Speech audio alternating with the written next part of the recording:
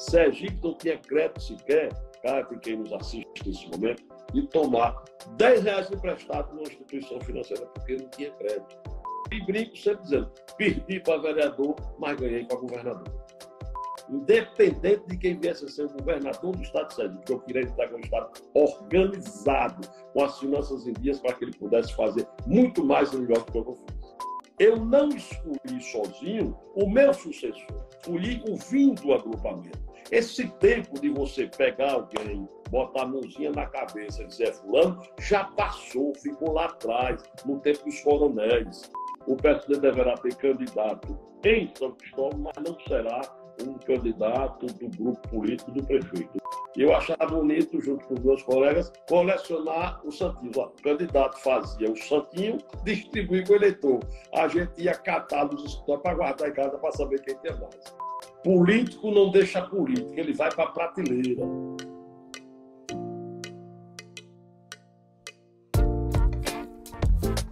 Olá, sejam todos muito bem-vindos à Casa de Sopapo está aberta. A Casa de Sopapo é uma realização da SEB Comunicação Estratégica, sua empresa de assessoria e Media Trade. Eu sou Kátia Santana e neste episódio nós temos o prazer de receber uma figura que tem uma trajetória política e no campo político muito forte, né? Muito presente em todo o estado. Ele é Belivaldo Chagas. Aliás, um simondiense, terra que produz aí, já produziu entre aspas, né, governadores, a exemplo de Celso de Carvalho, Sebastião Celso de Carvalho, Antônio Carlos Valadares, Marcelo Deda, o saudoso Marcelo Deda, e também Belivaldo Chagas, que foi aí, não vou dizer o último governador, pode ser que tenha outros nomes de governadores ainda no futuro, né? Mas foi o que assumiu o mandato de governador, foi eleito governador e cumpriu muito bem esse mandato, esse posto aí, nos últimos tempos, antes do atual governador Fábio Mitidieri. Lembrando que Belivaldo também foi vice-governador em dois momentos, em duas gestões. Belivaldo é defensor público aposentado por Sergipe, foi deputado estadual por 4 mandatos, aliás, cobri alguns mandatos de Belivaldo como deputada. Como deputado, eu, jornalista, cobrindo política, então tive esse privilégio de poder acompanhá-lo na tribuna da Assembleia várias vezes. Além disso, foi 2 vezes vice-governador de Sergipe, uma na gestão do então Marcelo Deda, governador Marcelo Deda, que estava internado para tratar, e Belivaldo assumiu essa governadoria, e depois da gestão de Jackson Barreto. Óbvio que em 2000, logo depois, ele foi eleito governador. Seja muito bem-vindo à Casa de Sopapo, que está oficialmente aberta. E aqui ninguém precisa bater a porta, é só entrar, que sempre a casa está com a porta escancarada para receber. Muito bem-vindo. Agradeço, Cátia. É um prazer poder conversar com você, trocar ideias, bater esse papo legal, deixando bem claro para as pessoas que aqui tudo que for perguntado será respondido ao estilo Belivaldo Chagas, sempre direto. Eu não tergiverso. Eu vou direto ao ponto. Nos conhecemos há bastante tempo, naquele período em que passei pela Assembleia Legislativa por 4 mandatos, são 16 anos de Assembleia Legislativa, um período em que eu aprendi muito, né, a conviver com o contraditório. Afinal de contas, por coincidência, os 16 anos em que passei na Assembleia Legislativa, sempre na oposição. Cheguei, inclusive, a liderar o bloco de oposição também. Depois acabei me tornando aí vice-governador, como bem você colocou, Deda, vice-governador Jackson. De repente, passei um período de fora também, ocupei o cargo de secretário de Estado da Educação, que para mim foi uma honra muito grande de ocupar aquele cargo. E na sequência, volta, Belivaldo, dizem que um raio não cai 2 vezes no mesmo lugar.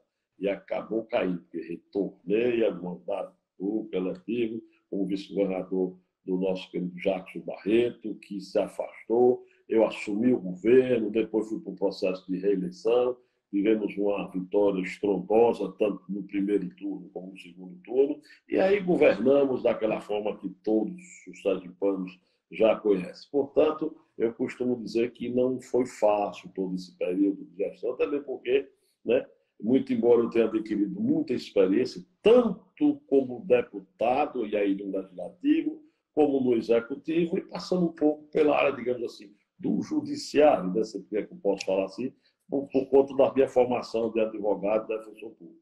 Foram 43 anos ininterruptos entre cargo que assumi no Estado, entre mandatos eletivos, enfim, em uma luta muito grande. E aí, passado esse período do governo, resolvi sentar no banco de reservas e estou aguardando a cena dos próximos capítulos. Muito bem, eu já quero começar perguntando como é que se chegou na política. Você sempre foi muito próximo do senador Valadares, né, que foi governador de Sergipe, e você foi defensor público. Você chegou a atuar como defensor público no Estado ou foi direto para a política? Como é que foi isso? Verdade. E como é que foi esse acesso? Como é que começou isso? Menino curioso em Simão Dias e tinha mania de colecionar os hoje famosos santinhos, né? Os retratinhos de campanha. Sim. Então eu percorria os escritórios políticos ou da oposição da situação, para mim naquela idade não existia nem oposição, nem situação, menino de 12, 13, 14 anos, Sim. E eu achava bonito, junto com os meus colegas, colecionar os santinhos. O candidato fazia o santinho para distribuir com o eleitor. A gente ia catar nos escritórios para guardar em casa para saber quem tem mais. E pela aproximação de ordem familiar, eu não tenho relação de parentesco nenhum com os Valadares. Nós temos uma aproximação familiar, sempre tivemos muito grande. E aí, num belo momento, lá pelos anos, salvo engano, 1980, eu acabei entendendo que deveria ser candidato e fui candidato a vereador. Numa eleição em Simão Dias, eu tinha acabado de chegar, né, de Salvador. Eu estudei em Salvador, fiz o segundo grau, na época, hoje o ensino médio em Salvador, morei lá em casa de parentes, e voltei para Simão Dias, Sergipe, enfim, e pela minha amizade, principalmente com os Zé Valadares, eu quero ser candidato a vereador. A verdade é que se me soltassem na frente da Igreja Matriz de Senhora Santana e mandasse aí no povoado Paracatu, eu não sabia se eu ia pela direita nem pela esquerda, porque eu não conhecia o município. Mas fui candidato e acabei perdendo a eleição para vereador. Isso acabou me aproximando mais ainda do grupo de Valadares, porque neste ano que a gente perdeu a eleição para vereador, Laura Valadares e Reumano Valadares foi candidata a prefeita e perdeu a eleição por 15 votos. E aí surgiu a ideia do nosso grupo de montar um jornal. E o nome do jornal era o 15, porque o número da candidata era 15, ela perdeu por 15 votos numa eleição que se realizou no dia 15 de novembro. E aí o 15, eita, 15 né, macabro. Fez com que eu fosse o diretor do jornal, eu era o diretor, jornalista e jornaleiro, porque jornalista é teatro, né? Jornaleiro é porque a gente faz o jornal e ainda sai entregando de porta em porta e às vezes tomava as carreiras dos opositores ao nosso agrupamento. E aí, seguindo o caminho, o Valadares se tornou governador, vice-governador. Eu já trabalhando na Secretaria da Educação, de forma rápida, veja que interessante. O meu primeiro emprego foi de oficial administrativo na Secretaria da Educação. Mais à frente, eu me tornei secretário de Estado da Educação. Vê se nunca eu ia imaginar que entrando na secretaria como oficial administrativo, um dia seria secretário. Da mesma forma, foi 3 anos depois, por volta de 1983, eu tive meu primeiro cargo em comissão no gabinete do vice-governador Antônio Carlos Valadares. Depois, aí o vice-governador do Estado. E sempre com aquela aproximação, Valadares se tornou governador, e eu acabei assumindo alguns cargos, secretário da Educação com os municípios. Eu fui presidente da empresa oficial do Estado, então o Segras, hoje... Civil, né, também? E aí, mais na frente, eu fui secretário da Casa Civil, secretário da Educação, e adquiri toda essa experiência até chegar ao governo do Estado. Então, surgiu assim, pela relação de amizade com os Valadares, começando como vereador, e brinco sempre dizendo, perdi para vereador, mas ganhei para governador. Muito bem. Você teve 4 mandatos como deputado estadual. E aí eu queria perguntar como é que foi essa atuação e qual é a similaridade que você percebe daquela época para a política adotada hoje na Casa? Olha, veja, eu acho que não mudou nada. O processo de entrada é o mesmo e a convivência é a mesma. Na Assembleia, você vai ter sempre o bloco de oposição e o bloco de situação. Quem está ligado ao governo defende os interesses do governo, os projetos do governo. Quem está na oposição faz suas críticas. Eu convivi, né, na Assembleia Legislativa por um período de 16 anos, todo ele da oposição, mas não deixei também de votar em projetos do governo quando se tratava de projetos que eram interessantes para a população. E também nunca deixei de tecer as minhas críticas. Hoje a gente vê a Assembleia Legislativa atuando. A única diferença que eu encontro é que hoje você tem uma população mais antenada, porque Hoje nós Quando você temos fala não mudou nada, não mudou nada em termos de produção, em termos de falar, em termos de comportamento parlamentar, você acha que não mudou nada daquela época para agora? É isso que eu ia dizer agora. Acho que a mudança do momento é que hoje os deputados são mais vistos, digamos assim, até por força da imprensa, da internet, o surgimento da internet, o surgimento do canal de televisão, que eu, Sim. inclusive, já no finalzinho, eu acompanhei também a população assistindo em casa os debates na televisão. Isso fez com que os deputados se passassem a se colocar numa posição de mais avanço, de defender mais a população. Mas é parlamento, e parlamento é isso mesmo, é conviver com o contraditório. Perfeito. Belivaldo, você encerrou seu mandato como governador afirmando que as contas estavam saneadas do Estado. E aí tem uma pergunta aqui de um telespectador na nossa caixinha de perguntas do Instagram, ele perguntando o seguinte, Fábio, o governador Fábio queria ter feito vários empréstimos. Na sua avaliação, o que explica essa necessidade de tomar recursos emprestados, já que as contas, segundo o senhor, foram saneadas? Veja. E ele pergunta se você está gostando da gestão, se está gostando do que a gestão atual está fazendo com o dinheiro que o senhor deixou em caixa. Isso é algo distinto, tá? No final aí não deu para entender. Está gostando? Se o senhor está gostando do que a nova gestão está fazendo com o dinheiro que o senhor deixou em caixa. Veja, olha, eu acho que o governador Fábio está no caminho certo, fazendo o que tinha que ser feito. O que é que aconteceu com a gestão de Belivaldo Chagas e o que é que está acontecendo com a gestão de Fábio? Eu, quando assumi o governo, eu encontrei o governo com seríssimas dificuldades de caixa, fornecedores atrasados no que diz respeito aos pagamentos, prestadores de serviço da mesma forma, servidores com salário parcelado. Eu deixo o governo, depois de muita luta, depois de sanear todas as finanças do Estado, com dinheiro em caixa, deixamos com 360 milhões de reais na conta do Tesouro, recursos na ordem de aproximadamente 400 milhões de reais de empréstimos que nós fizemos para investir. E, claro, que hoje, quando o governador Fábio Mitidelli assume e vai buscar empréstimo, é porque a gente precisa investir. Sergipe é um estado de pouca arrecadação, com a folha de servidores num volume até certo ponto alto, e que ainda tem um déficit altíssimo da Previdência. Eu, quando assumi, eu encontrei um déficit de 120 milhões de reais por mês. Histórico esse déficit, né? Histórico. Exatamente, pelas mais diversas razões, né? Pelo excesso de servidores que colocaram. Desvio dos recursos da finalidade dele, né? O saqueamento da conta da Previdência, que a gente sabe que aconteceu várias vezes. Em vários momentos. Que os servidores, principalmente, têm conhecimento. Sim. E aí, ao sanear as finanças do Estado, nós começamos a ter crédito para acessar recursos com as instituições financeiras. Ora, Sergipe não tinha crédito sequer, cara, quem nos assiste nesse momento, de tomar 10 reais emprestado numa instituição financeira, porque não tinha crédito. Hoje, o que é que acontece? O Estado de Sergipe tem capacidade de endividamento, capacidade de pagamento, nota B de capacidade de pagamento, B. Isso automaticamente faz com que o Estado possa tomar empréstimo, porque tem condições de pagar. E aí, para que o Estado possa investir em obras, gerar emprego, gerar renda, é preciso ter recurso financeiro.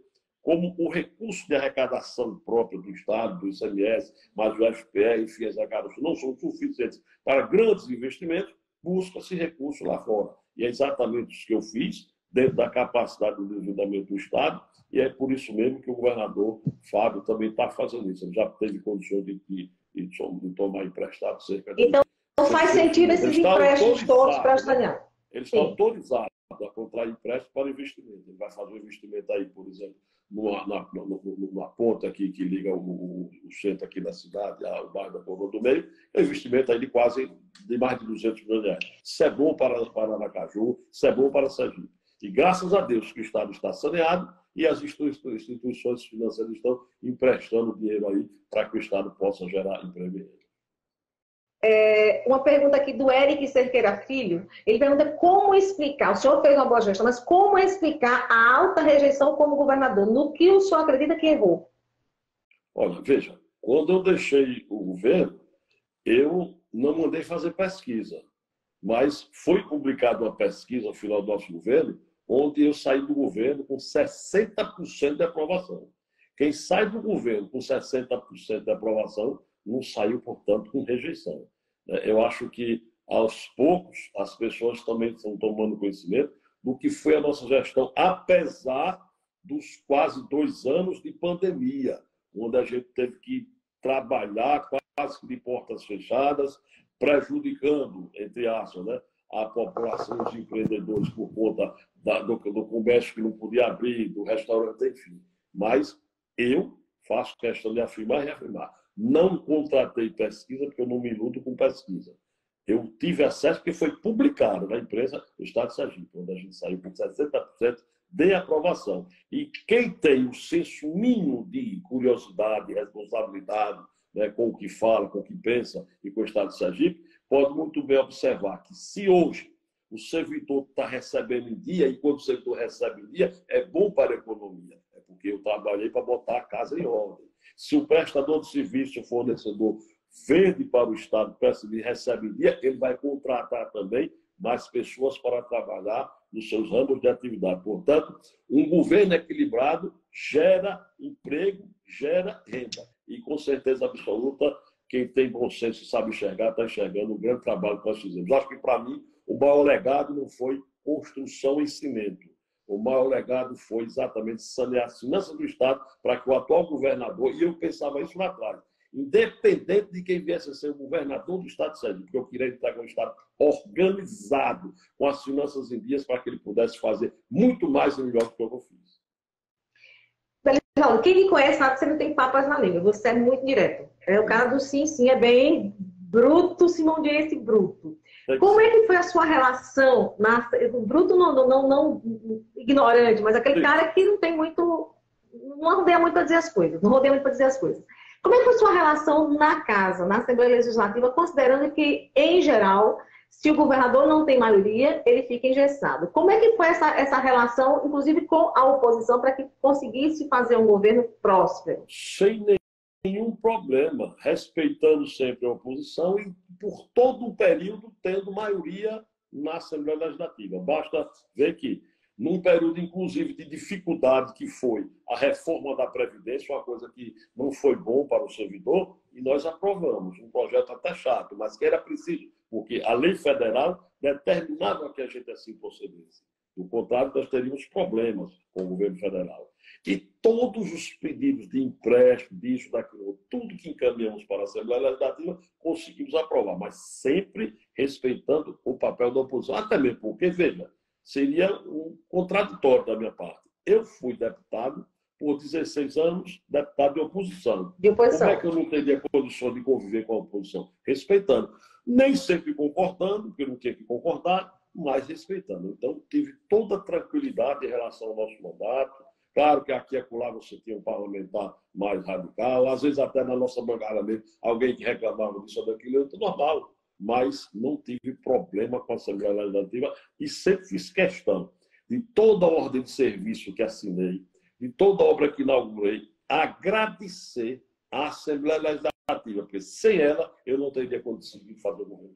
Aliás, se os gestores tivessem essa noção clara de que a oposição tem um papel extremamente importante, um papel de alertar, muitas vezes, né, o gestor dos erros, da possibilidade de melhorar a gestão, seria maravilhoso. Pena que, muitas vezes, o gestor considera a oposição uma inimiga e acaba dificultando essa relação, né?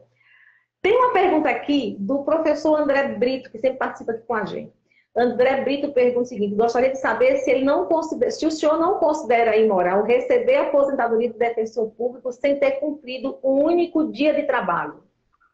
Veja, o que fiz de acordo com a legislação. A legislação permite, por exemplo, que o vereador em Aracaju seja vereador e defensor. Está aí o exemplo de Elber Batalha, que é defensor e foi vereador. Está aí o exemplo de Emília Corrêa, vereadora e defensora. Mas ela não permite que um deputado acumule o cargo de deputado com o cargo de defensor público. E em todo o período em que eu estive defensor público e deputado, eu não recebia nem um centavo como defensor. Já o vereador, que é defensor e vereador, ele acumula porque a legislação permite. Então, o que fiz seguindo a lei. Portanto, a questão de achar que é moral ou não é moral é de acordo com o pensamento de cada um. O que importa é que eu agi dentro da legalidade. Perfeito. Tem uma pergunta aqui do Vanilson, Bernardo. Ele, aliás, é uma pergunta de Vanilson e é uma inquietação da Dona Maria, lá do Novo Paraíso. Ele diz o seguinte: como o senhor enxerga o nosso Estado nas áreas da saúde, educação e segurança pública? Veja, os números estão aí. Eu hoje vinha de Simão Dias para Aracaju, dirigindo e ouvindo o rádio. E eu vi quando no rádio se noticiou que, por exemplo, quando se compara, né, os números, os índices de segurança pública do primeiro semestre desse ano com o primeiro semestre do ano passado, eles estão cada vez crescentes no que diz respeito à melhoria na segurança. Isso é fruto de quê? De um trabalho que vem lá atrás. Não se muda tudo de um dia para a noite. Então, nós avançamos na segurança. No quesito educação, eu talvez tenha sido o único governador no Brasil que cumpriu 100% das metas estabelecidas no nosso plano de governo. Avançamos e muito. Poderíamos ter avançado mais, claro. Por que não conseguimos? Porque a pandemia atrapalhou muito. E na área da saúde, basta ver o que era o Hospital João Alves, assim que eu assumi o governo, e o Hospital João Alves, depois que eu saí do governo. A melhoria na área de atendimento à saúde foi esplêndida. Inclusive, no que diz respeito a um grande hospital aqui do estado de Sergipe, aqui em Aracaju, que é um hospital de cirurgia, que não é um hospital do estado, mas que faz parte da rede de atendimento à população. Nós, assim que assumimos o governo, injetamos quase 6 milhões de reais para tirar o hospital de cirurgia do buraco, de forma de antecipação de recursos, já que eles prestam serviço ao Estado. E hoje o cirurgia presta um grande serviço, e por conta disso, as filas que tínhamos, né, de cirurgias, que era uma loucura no hospital Alves, ela fluiu bem. O atendimento hoje do Hospital Alves é bem diferente do que foi há 5 anos atrás.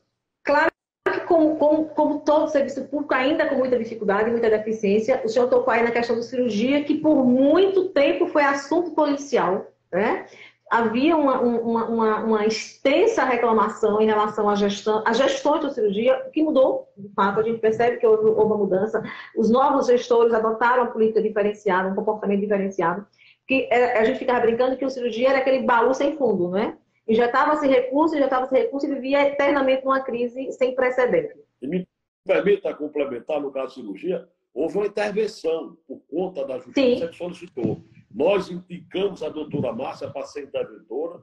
No primeiro momento, ela ficou só como interventora, depois a gente exigiu participação do governo para que a gente pudesse participar da gestão, e foi quando fui procurado por gestores do Hospital de Cirurgia que me disseram: o grande problema do Hospital de Cirurgia é perdemos a credibilidade. Quando se perde a credibilidade, é triste, porque não conseguia comprar uma ampola de soro em lugar nenhum. Então, graças a Deus, a gente conseguiu avançar. Além de ter avançado nas mais diversos setores da saúde, também pelo interior do Estado. Agora, há um detalhe também que é importante a gente colocar. Quando a crise financeira ela abate sobre as pessoas, há uma tendência de muitas dessas pessoas saírem do plano de saúde porque ficou caro. E aí elas vão para onde? Para o SUS. E aí vem mais outro detalhe.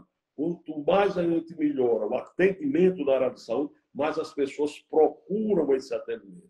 E acaba havendo reclamação. Mas que a diferença... E tem uma coisa curiosa, Belivaldo. Se você me permite, Sergipe recebe muito paciente da região da fronteiriça da Bahia, de Pernambuco, de Alagoas, e costumeiramente não cobra esse valor do sistema, quer dizer, do governo correspondente. Né? Porque se Sergipe abre a porta para receber e o SUS é porta aberta, recebe esse pessoal, mas não recebe esse valor que é aplicado nesse paciente que mora em outro estado?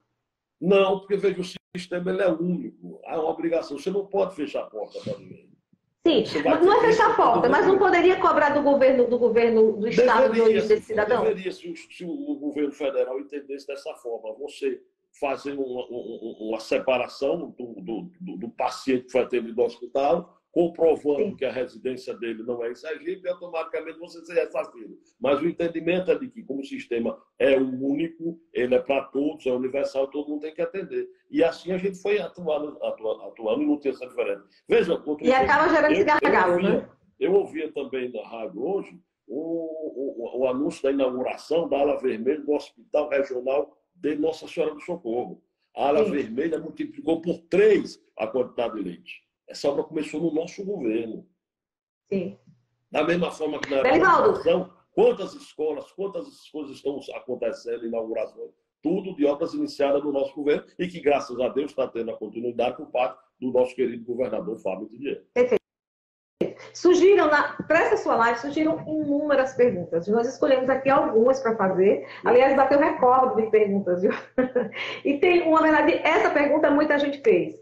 Você vai tentar um novo cargo político ou vai suspender as chuteiras? Suspender as chuteiras, não mais é candidato nem aqui, nem em Simão Dias. Olha, veja, eu vi há alguns anos atrás do governador, eterno governador Celso de Carvalho, Sebastião Celso de Carvalho, a seguinte frase: político não deixa política, ele vai para a prateleira. E eu tenho dito que estou no banco de reserva. Se precisarem de mim, eu poderei ter uma nova candidatura ou não. Eu só não quero ser problema para ninguém, eu quero ser solução. Tenho sido muito questionado pelos meus conterrâneos de Simão Dias do porquê eu não ser candidato a prefeito de Simão Dias. E eu tenho dito o seguinte, veja, eu fiz muito por Simão Dias enquanto governador.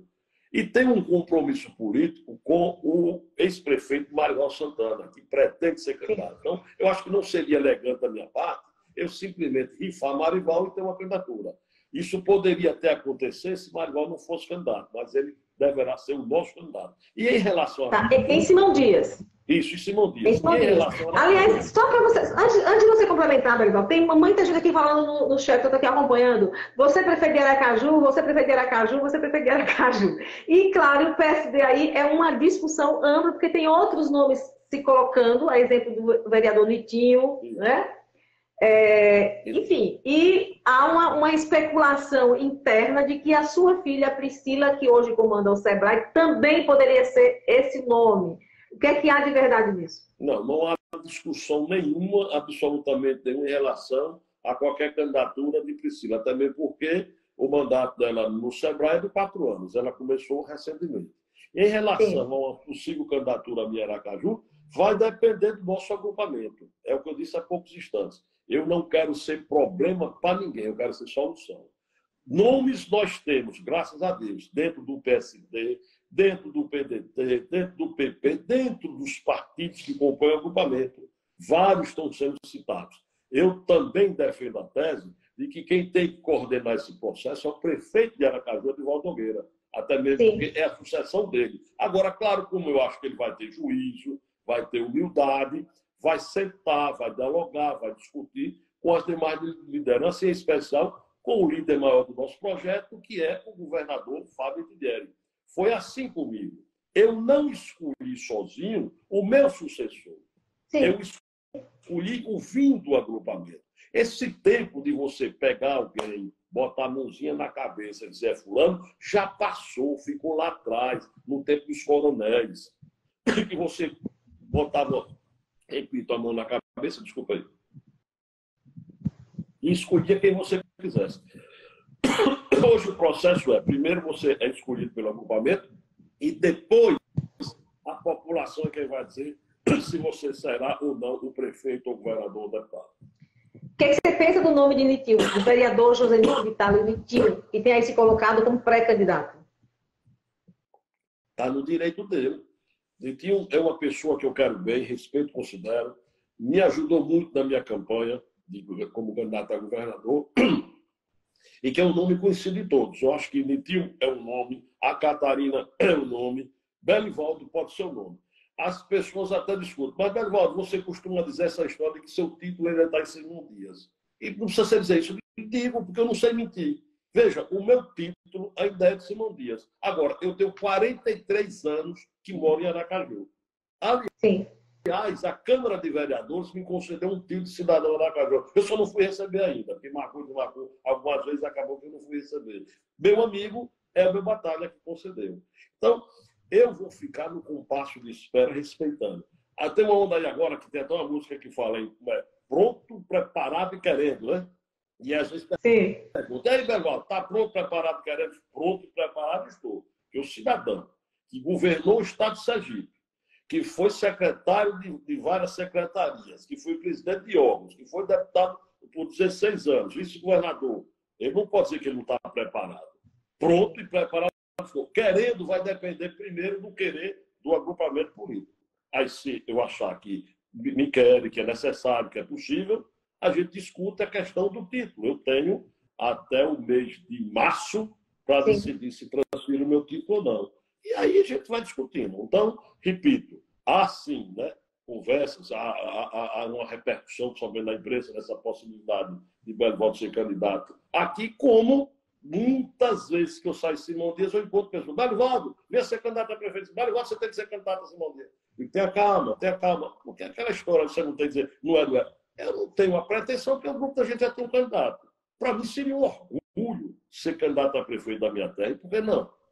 Da mesma forma que será um orgulho se eu vier ser prefeito de Aracaju. Vai depender, repito, no primeiro momento, brincadeira à parte, relembrando aqui de Pedrinho Valadares, né, que costumava dizer, depende dos bacanas. Né? Eu gostava muito desse termo bacana. Então, brincadeira à parte, os bacanas, aí eu quero me referir, são os líderes do nosso agrupamento. Então, em respeito ao prefeito Edvaldo Nogueira, eu acho que ele tem que ser o coordenador. Agora, não existe essa história de tirar nome do colete, né, e dizer esse na tora. Naturalmente, ninguém consegue nada.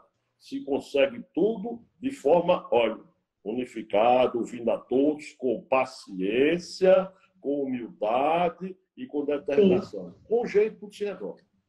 Tem duas perguntas aqui de telespectadores. Uma é da Emanuele Ora. Se acha que ficou algo no governo que você deixou de fazer? Sempre fica. Porque, veja, eu tive o primeiro mandato, digamos assim, de 8 meses, quando o Jacques saiu e assumiu. E o segundo mandato, de 4 anos, por conta da reeleição, com o problema da pandemia no meio atrapalhando. Eu gostaria de ter avançado mais na área social, mas você não tinha como agir, porque naquele momento todas as energias fluíram em função da área da saúde. Kátia, querida, e quem nos ouve, só sabe, quem nos assiste, só sabia eu e Deus o que eu sofri, para não deixar acontecer em Sergipe o que a gente vê em outros estados. Filas de pessoas aguardando um leito de UTI para não morrer. Nós não tivemos isso em Sergipe, graças a Deus. Nós salvamos vidas. Sempre naquela, será que estamos agindo certo ou não? Então, olha, salvo engano, em 2021, o orçamento da área da saúde era da ordem de R$ 1 bilhão, nós executamos R$ 1,3 bilhão. O custo foi altíssimo, mas tinha que ser custo para salvar vidas. Então, eu acho que sempre você tem vontade de fazer algo mais. Eu gostaria de ter avançado mais na área social. Todo mundo quer avançar em todas as áreas, mas a minha meta principal, repito, era sanear as finanças para dar condição aos futuros governadores. Porque Fábio fazendo o governo, que eu tenho certeza que ele vai conseguir fazer, sendo ele reeleito ou não, vai deixar o caminho aí livre para que tenhamos geração de emprego e renda. Vou repetir, a maior obra do meu governo foi sanear as finanças do Estado. Outra perguntinha aqui. Não deixou o nome. Se arrepende de ter apoiado o governador Fábio Mitidieri? Muito pelo contrário. Acho que está entregue em boas mãos. É um jovem comprometido, atuante, que está aí dando tudo de si para que as coisas aconteçam. E, graças a Deus, muita coisa está acontecendo exatamente porque nós entregamos um governo organizado. Ele tem viajado, ele tem dialogado, ele tem discutido. Graças a Deus, a relação dos estados hoje com o poder central, com o governo federal, é bem diferente do passado. Há diálogo, há condições das coisas acontecerem. Está aí um pacto que foi anunciado, está se falando de tantos bilhões para Sergipe. Claro que não é para amanhã, mas nós iniciamos um processo, por exemplo, do Sergipe Águas Profundas, que vai fazer com que Sergipe se torne um estado mais conhecido, mais forte do que é, em relação à questão do gás e do petróleo. Não vai se falar no futuro só na bacia de Campos, na bacia do Rio, não. Vai se falar no CEAP, que é Sergipe Águas Profundas.